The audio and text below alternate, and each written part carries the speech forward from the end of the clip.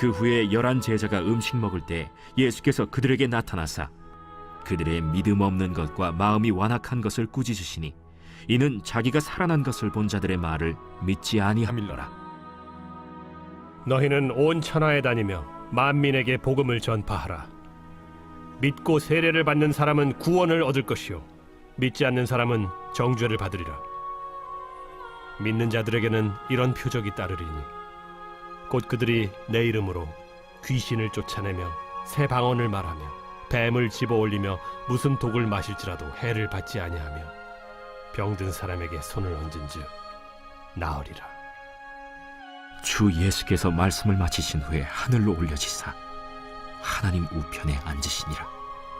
제자들이 나가 두루 전파할새 주께서 함께 역사하사 그 따르는 표적으로 말씀을 확실히 증언하시니라.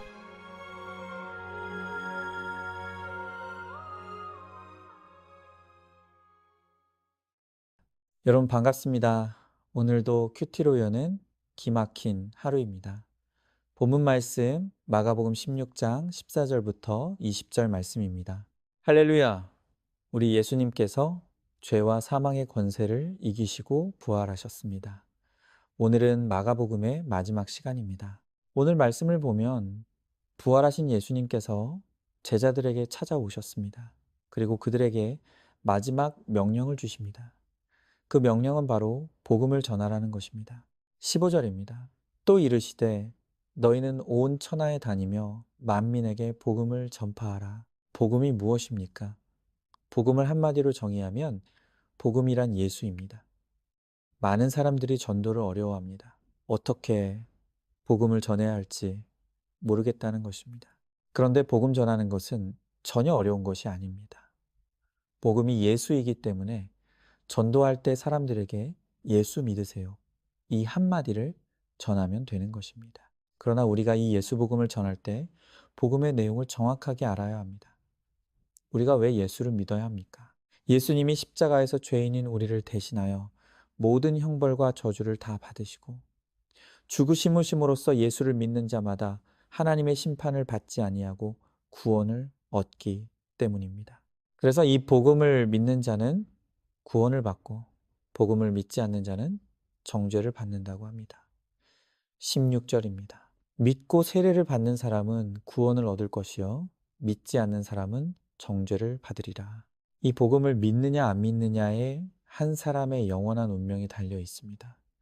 복음이 이토록 중요한 것입니다. 그렇기 때문에 주님은 우리에게 복음을 전하라 하실 때 전해주겠니?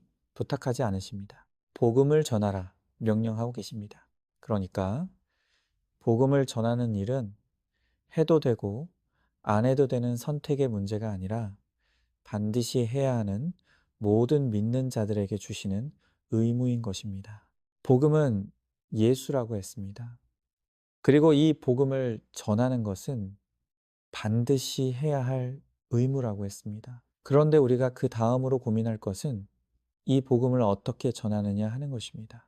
이제껏 이 복음을 전하기 위해서 교회는 여러 방법을 고민해 왔습니다. 가장 전통적인 전도 방법은 길거리에 나가서 예수 믿으라고 외치거나 사람들에게 다가가 복음을 전하는 노방전도입니다. 저는 이렇게 구원의 열정을 가지고 노방전도 하는 분들을 보면 너무나 존경합니다. 우리가 해보면 알지만 얼마나 두려운 일입니까? 그런데도 담대하게 복음을 전하는 그 열정은 우리가 반드시 본받아야 합니다. 그런데 시대가 변하고 점점 세상이 개인주의화 되어 가면서 큰 소리로 복음을 전하거나 모르는 사람들에게 다가가는 것이 오히려 복음의 역효과를 일으킨다는 지적들이 있는 것이 사실입니다. 우리가 이런 지적들을 절대로 무시하면 안 됩니다. 복음은 시대가 지나도 변함없는 진리이지만 복음을 담는 그릇은 시대에 따라 변해야 한다고 생각합니다. 그래서 복음을 각 시대와 분위기에 따라 어떤 방식으로 전달할 것인지를 생각하는 것은 교회가 반드시 해야 할 고민입니다. 바로 그런 의미에서 저도 우리 교회가 있는 이 지역에 예수 그리스도의 복음을 전하여 한 영혼의 구원을 돕고 섬길 것인가 고민해 왔습니다. 그리고 그 고민 끝에 우리가 준비하고 시작하려고 하는 것이 바로 와락사역입니다.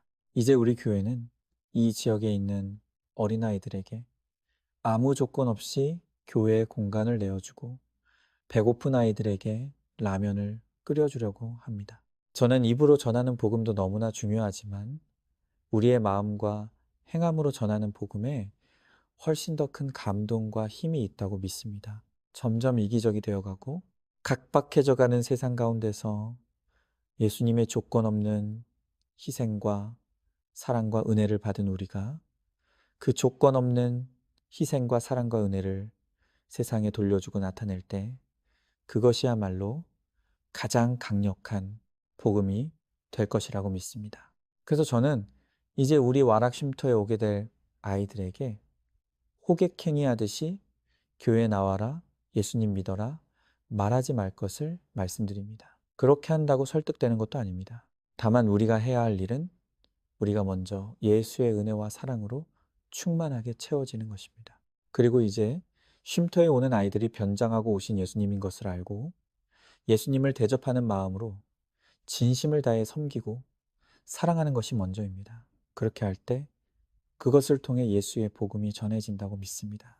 여러분, 사실 아이들에게 아무 조건 없이 우리의 조건을 내어주고 라면을 끓여주는 일을 하는 것은 세상 사업의 관점에서 보면 말도 안 되게 비효율적이고 경제성이란 단일도 없는 100% 손해보는 장사입니다. 그런데 너무나 감사한 것은 이 와락사역의 모든 성도님들이 만장일치로 동의해 주시고 어떤 분들은 물질로, 어떤 분들은 마음으로, 또 어떤 분들은 자신의 시간과 몸을 내어줌으로 함께 동참하고자 하신다는 것입니다.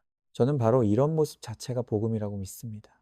예수를 믿는 믿음이 아니었다면 이 세상 그 어떤 사람, 어떤 공동체가 이런 대가 없는 사랑과 은혜를 베풀 수가 있겠습니까? 저는 이 와락사역을 준비하는 과정을 통해서 우리 교회가 복음이 살아있는 교회라는 것을 확인하게 되어서 너무나 기쁘고 감사합니다. 이제는 우리 안에 충만한 예수의 은혜와 사랑을 라면 한 그릇에 담아 전하는 이 일에 내가 할 수 있는 역할로 함께 동참해 주시기 바랍니다.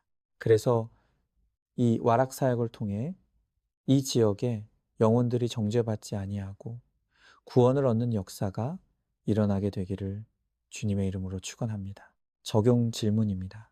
복음이 무엇인지 깨달았습니까? 이 복음을 필요한 사람이 구체적으로 누구라고 생각합니까? 와락사역에 어떤 역할로 동참할지 생각하고 함께하기로 결단하시기 바랍니다. 오늘도 4월 6일 보석상자입니다. 자신의 추함과 무능함을 드러내는 것이 하나님을 자랑하는 것입니다. 아멘. 함께 기도하겠습니다. 주님, 나 같은 죄인을 위해 내가 받아야 할 모든 죄의 형벌과 저주를 십자가에서 감당하시고 죽으시고 부활하심으로 나에게 구원과 천국을 선물로 주심을 감사드립니다. 오늘 주님께서 우리에게 주신 이 생명의 복음을 전하라고 전파하라고 말씀하십니다. 이 복을 들어야 할 내 가족들과 이웃들이 있습니다. 이제껏 이 복음 전하는 사명을 다하지 못했던 것을 회개하오니 이제라도 이 복음을 전할 수 있는 믿음과 용기를 허락해 주시옵소서. 특별히 우리 교회를 통해 와락사역의 문을 열어주셨사오니 이 사역을 통해 이 지역의 어린 영혼들이 구원받고 우리 주일학교가 다시 사는 은혜도 허락해 주시옵소서. 믿사오며 사랑이 많으신 예수님 이름 받들어 기도드리옵나이다. 아멘. 오늘도 큐티로 기막힌 하루를 살아내는 하늘가족 공동체 안산중앙교회 모든 성도님들 되시기를 주님의 이름으로 축복합니다.